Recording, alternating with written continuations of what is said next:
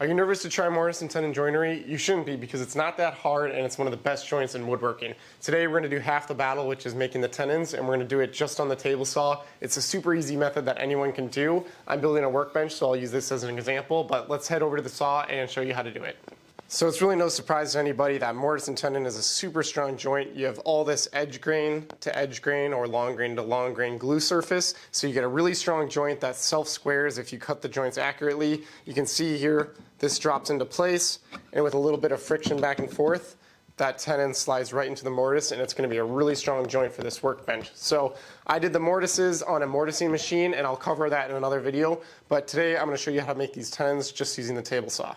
So using my plans for the workbench in this example, you can see here we're working on this lower stretcher for the end cap.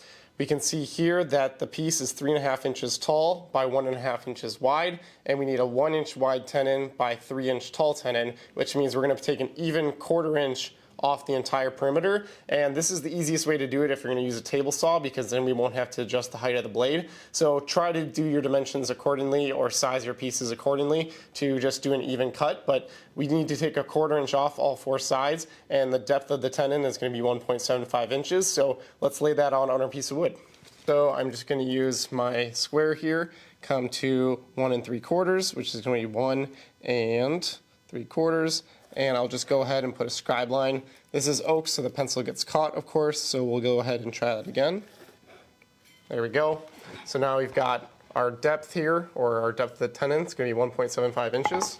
So at the table saw here, the adjustment's super simple. What we're going to do is take something like a little setup square or a setup block, and we're going to get it so the tip of the tooth at the tallest point along the rotation of the blade is just with the top surface of the setup block. You can see I've got this dialed in nicely, so I'm going to go ahead and lock in the blade height because we don't want this to move while we're making our cuts. So set the depth of the cut to the depth that you need your tenon to go.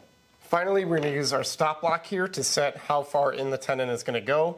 So you can see right here we've got this 1.75 inch reference line. So what I've done is I've come and I use the actual tooth of the blade to see where it engages with this piece of wood. You can see here I've got it set so that the tooth of that blade is exactly hitting that line, and that's exactly where we want it. We're going to get a super accurate cut. Always use the actual blade itself to line this up. So we're good to go, and we're going to go ahead and move the sled back and make these passes.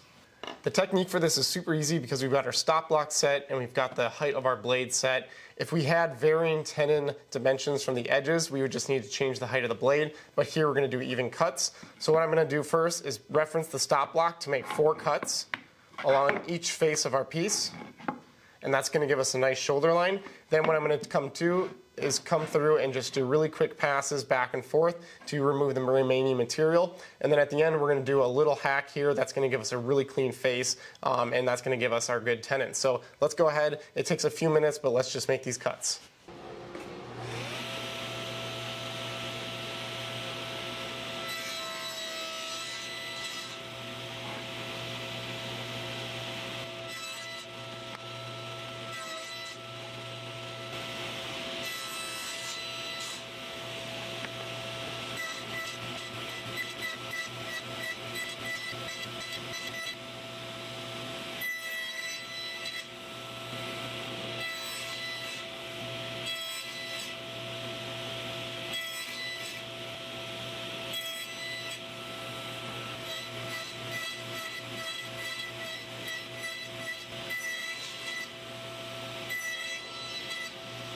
So straight off the saw here, we can see if we take a look at the tenon, we've got this really sort of corrugated feel, not a really clean glue face. And the reason for this is that most of you, like me, are using an alternating tooth bevel blade, and what that means is that the teeth are actually at little diagonals and they leave this little hump in the center.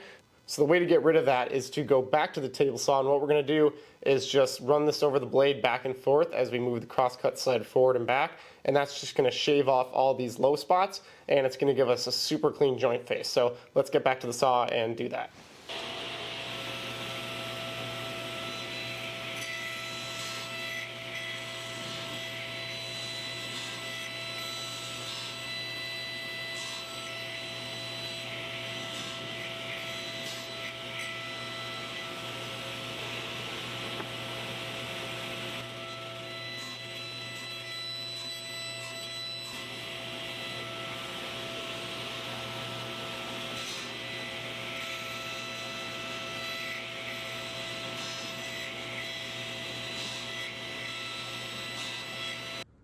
You can see, taking a look here, just how much of a difference it makes running it over the table saw, doing that technique I showed you there. We get this nice smooth glue face, and it's going to give us a really good clean joint, and it gets rid of all those corrugated areas. And also it allows you to dial in the fit of your tenon, because if you try this on your mortise and it's a little thick, what you can do is just inch that saw blade up just the tiniest bit and do the same thing where you just shave it off to make it a little bit smaller and retest your fit. And trust me guys, it's really easy and it works really well.